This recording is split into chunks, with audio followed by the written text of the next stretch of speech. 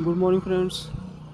आज हम जिस स्टॉक की बात करने जा रहे हैं वो है हैप्पीएस्ट माइंड्स टेक्नोलॉजी।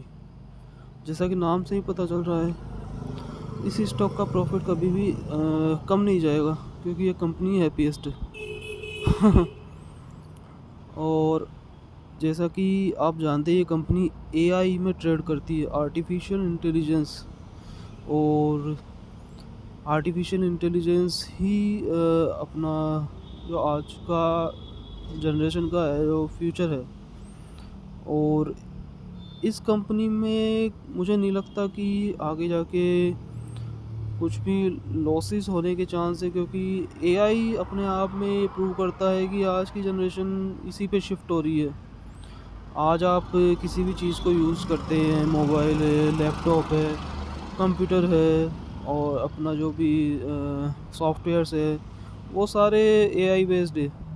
आज आप मोबाइल यूज़ करते हैं, उसमें भी एआई है। उसको चलाने के लिए जो भी सॉफ्टवेयर्स है उसमें भी एआई है।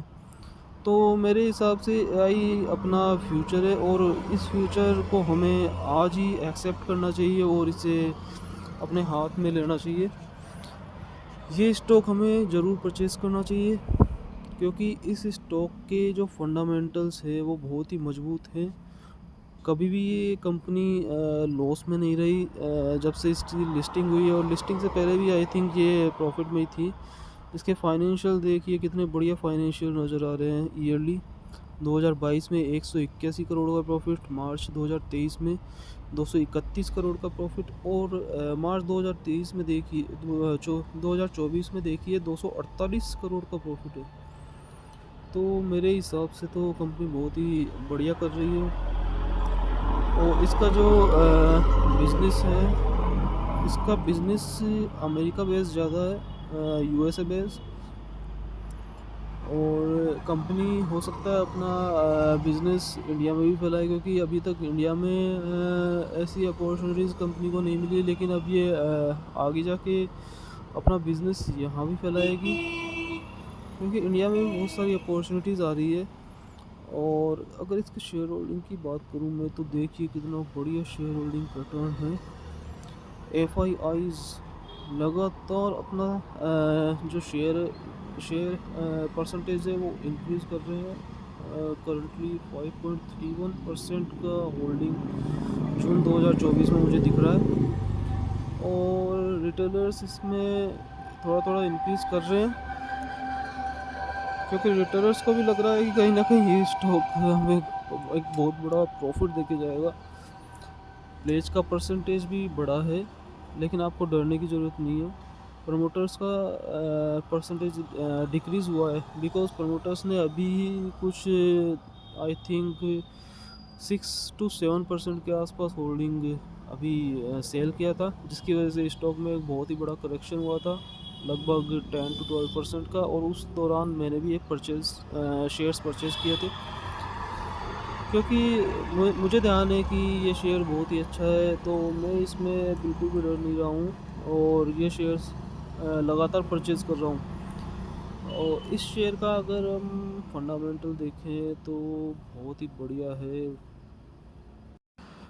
देखिए फ्रेंड्स, चार्ट भी कह रहा है, देखिए एफ आई आई की होल्डिंग 5.3% है, जो कि अपने आप में एक अच्छा फिगर है। प्रमोटर्स की 44% है, और जो रिटेलर्स और अदर इंस्टीट्यूशन है उनकी 47.6% है। और इसका मार्केट कैप देखिए, मार्केट कैप बहुत ही शानदार मार्केट कैप है, करंटली 11,973 करोड़ का।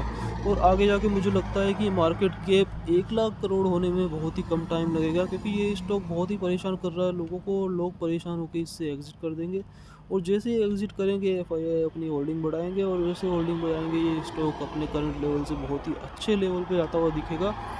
मुझे लगता है कि इसका 1 लाख करोड़ मार्केट कैप होने में लगभग आपको 1 से 2 साल में ये अपना टारगेट अचीव कर लेगा।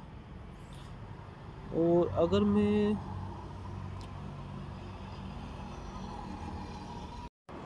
देखिए फ्रेंड्स, जैसा कि म्यूचुअल फंड्स जिस शेयर में घुस जाए तो उस शेयर की किस्मत चमक जाती है, तो वही मैं आपको यहाँ शो कर रहा हूँ। हैप्पीएस्ट माइंड्स में जो करंटली म्यूचुअल फंड्स का जो स्टेक है वो 1.46% है, जो प्रीवियस क्वार्टर में 1.32% था। तो कहीं ना कहीं म्यूचुअल फंड भी अपनी जो स्टेक है उनको एग्रेसिव तरीके से इंक्रीज़ कर रहे हैं। और म्यूचुअल फंड्स जैसा कि आप जानते हो बहुत ही जो अच्छे शेयर्स होते हैं उनमें इन्वेस्ट करते हैं और लोगों को पैसा बना के देते हैं। यहाँ पे मैं कंपनी की सेल्स को आपको दिखाना चाहता हूँ। अगर आप मार्च 2016 में इसकी सेल्स देखेंगे 341 करोड़ थी, जो कि बढ़ते हुए करंट लेवल पे आपको 1488 करोड़ दिख रही है। और इसका जो प्रॉफिट है वो प्रॉफिट आफ्टर टैक्स है 232 करोड़ का, 232 करोड़ का प्रॉफिट फ्रेंड्स। बहुत ही बढ़िया प्रॉफिट शो हो रहा है, ये देखिए 232 करोड़ का प्रॉफिट। अगर मैं आपको इसके डेट टू इक्विटी रेशो पे ले जाऊं तो ये देखिए इसका डेट टू इक्विटी रेशो बहुत ही अच्छा है, 0.30 0.30 इसका डेट टू इक्विटी रेशो है। क्योंकि एक से नीचे जो रेशो होता है एक से नीचे बहुत ही बढ़िया माना जाता है, और इसका तो 0.50 से भी नीचे है। तो करंटली कंपनी डेट फ्री आप मान सकते हैं, और डेट फ्री स्टॉक में इन्वेस्ट करना एक बहुत ही अच्छी अपॉर्चुनिटी मानी जाती है। अगर आप लास्ट 5 ईयर की ग्रोथ देखेंगे तो 55.70% की ग्रोथ है, और लास्ट 10 ईयर की 20.3% की, और लास्ट 20 ईयर की 9.50। तो अपने आप में कहीं ना कहीं कंपनी कह रही है चीख चीख के कि ग्रोथ आने वाले टाइम में बहुत ही ज़्यादा इंक्रीज़ होगी, और कंपनी की अर्निंग्स भी इंक्रीज़ हो रही है। तो ऐसा नहीं है कि स्टॉक चलेगा नहीं, स्टॉक यहाँ से बहुत ही बढ़िया मूव लेगा। और मूव लेगा क्यों नहीं, कंपनी अशोक सूता की है। अशोक सूता एक अपने आप में बहुत ही ब्रिलियंट व्यक्ति है। ये अशोक सूता विप्रो से निकल के आए हुए हैं, और विप्रो आप जानते हैं कि किस टाइप की कंपनी थी। बहुत ही शानदार पैसे को मल्टीबैगर किया है उसने कंपनी ने। अशोक सूता जी ने इसके पहले माइंड ट्री नाम की एक कंपनी इस्टेब्लिश की थी, जिसका मर्जर हो गया है एल&टी में। बहुत ही बढ़िया कंपनी थी। उस कंपनी ने भी इन्वेस्टर्स को बहुत ही अच्छा रिटर्न दिया था, और आज भी दे रहे हैं, क्योंकि मर्जर के बाद भी कंपनी कहीं ना कहीं तो ज़िंदा है ही। और कंपनी के शेयर्स की जो वैल्यू है वो बहुत ज़्यादा बढ़ चुकी है मर्जर के बाद। और मैं आपको यही बोलना चाहूँगा कि स्टे इन्वेस्टेड, क्योंकि आपको शेयर में से एग्ज़िट करने के लिए प्रेशराइज़ किया जा रहा है बड़े इन्वेस्टर्स के थ्रू। और बड़े इन्वेस्टर ये चाहते हैं कि आप कहीं ना कहीं एग्ज़िट मारें और वो अपनी होल्डिंग बढ़ाए, और जैसे ही आप लोग रिटेलर्स एग्ज़िट मारेंगे ये स्टॉक कहीं ना कहीं अपने मूव्स दिखाना चालू करेगा।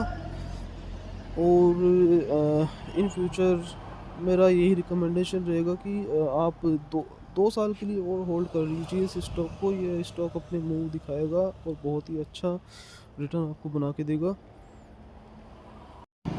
मैं तो फ्रेंड्स इस स्टॉक में अपनी एंट्री बना के रखा हूँ, और जब तक ये स्टॉक मुझे प्रॉफिट नहीं दे देता बहुत ही अच्छा खासा, मेरा तो व्यू है कि यहाँ से स्टॉक लगभग 5 से 10 गुना, 10 गुना का टारगेट, 5 गुना का टारगेट मैं यहाँ से रख रहा हूँ।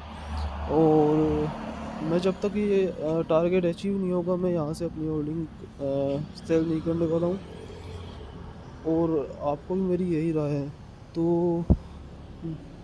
मैं स्टॉक परचेज़ करने से पहले एक बार अपने फाइनेंशियल एडवाइज़र की एडवाइस भी लेना ज़रूरी है, क्योंकि मेरी एडवाइस को कंसीडर करना आपके लिए अच्छा साबित हो सकता है, लेकिन एक बार फाइनेंशियल एडवाइज़र से भी कंसल्ट कर लीजिए, क्योंकि फाइनेंशियल एडवाइज़र आपको बेटर अंडरस्टैंडिंग दे सकते हैं और भी इसी स्टॉक के बारे में। Thank you.